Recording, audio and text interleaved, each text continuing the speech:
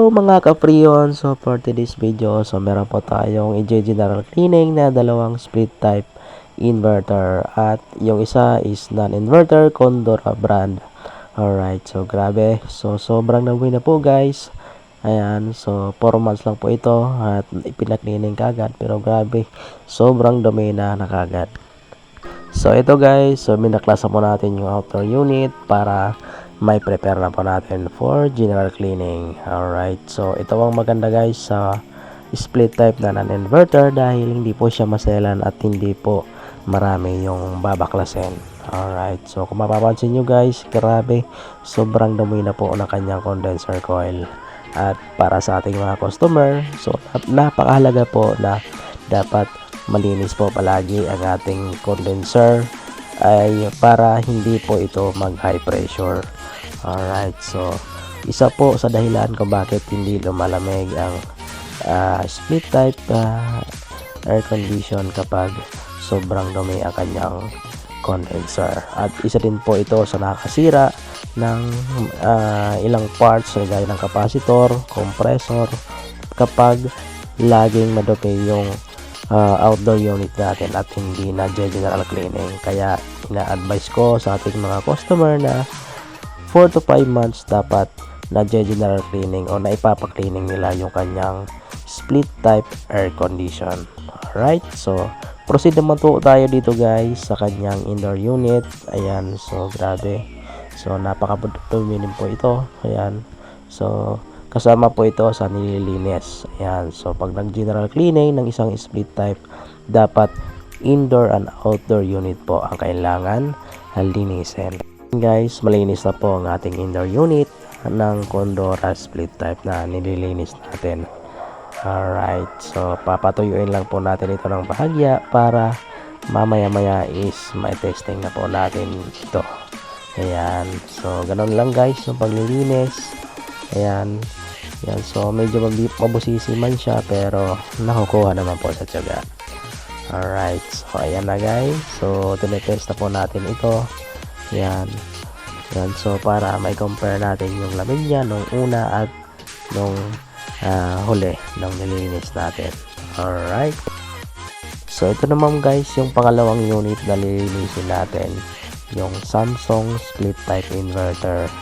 Alright, sobrang dumi na din po ito guys at kailangan talaga na lagyan ng sabon or chemical para malinis po siya maigi. So ganun lang guys yung paglilinis. So binabaklas po lahat yan. Yan, so yan po yung filter niya is barado na rin po at madumi na rin.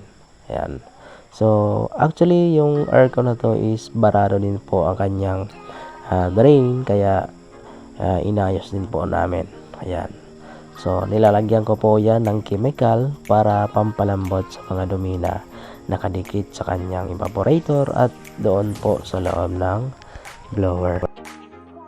Ayan, so sa mga customer ko na mayroong split type air condition, ayan, so nire-required ko talaga si customer na maipa-cleaning nila ng 4 to 5 months yung kanilang aircon para ma-maintain yung lamig ng kanilang aircon at hindi po tumaas ang kanilang bill sa kuryente. Kasi ang mangyayari po guys, pag madumi po ang kanilang aircon at hindi po na maintenance, ang mangyayari po dyan is tataas po yung kanilang bill sa kuryente dahil unang-una hindi po lumalamig ang room dahil sobrang dumi at syempre yung mga sensors ng aircon is i-command ang outdoor unit na umandar ng umandar yung motor, kaya dahilan para lumaki ang bill sa kuryente ni customer. And guys, so tinetest na po natin yung ating bagong linis na Samsung split type inverter. Alright, so napatuyo na po natin ito at malinis na rin po siya. Alright, so ayan, so maandar na rin po yung outdoor unit. Ayan, yan, so ganun lang guys yung paglilinis. Dapat unang-una bago nyo baklasin yung unit, ayan, dapat i-test nyo muna kung lumalamig at para ma-assure nyo na okay yung unit bago nyo linisin. Kasi may instance guys na hindi pala lumalamig yung unit tapos binaklas agad, nilinis agad na hindi muna tinest yung unit kung lumalamig ba. Kaya doon po isa sa nagkakaproblema ang technician, yan, kapag tinetesting na po yung unit tapos hindi lumalamig. Alright, so ayan guys, so antabayanan po natin na umandar yung outer unit. Ayan, so far umaandar na po siya. Ayan, at obserbahan na po nito na guys. Ayan, kung okay ba yung lamig niya compare sa nung hindi pa siya nilinis. Alright, so mga ilang minutes na rin po guys, umaandar ang ating outdoor unit. Ayan, so nagmamoist na rin po ang kanyang tubing. Ayan, so indication guys na dahan-dahan na po lumalamig ang ating bagong linis na Samsung split type inverter. Alright, so ito naman po yung indoor unit niya. Ayan, so so far, ayan, sobrang lakas na po ng kanyang buga ng hangin. Alright, so yun guys, obserbahan natin to. Ayan, bago natin iwanan, may make sure natin na okay yung unit tong iniwanan natin. Alright, so yun lang guys, yan sa paglilinis ng air condition, lalo na split type inverter yung nililinis natin. So dapat sa mga technician is dapat doble ingat tayo para hindi po masira or hindi natin masira yung unit ni customer. Yan, at SOP po, dapat bago natin baklasin is itest po muna natin kung lumalamig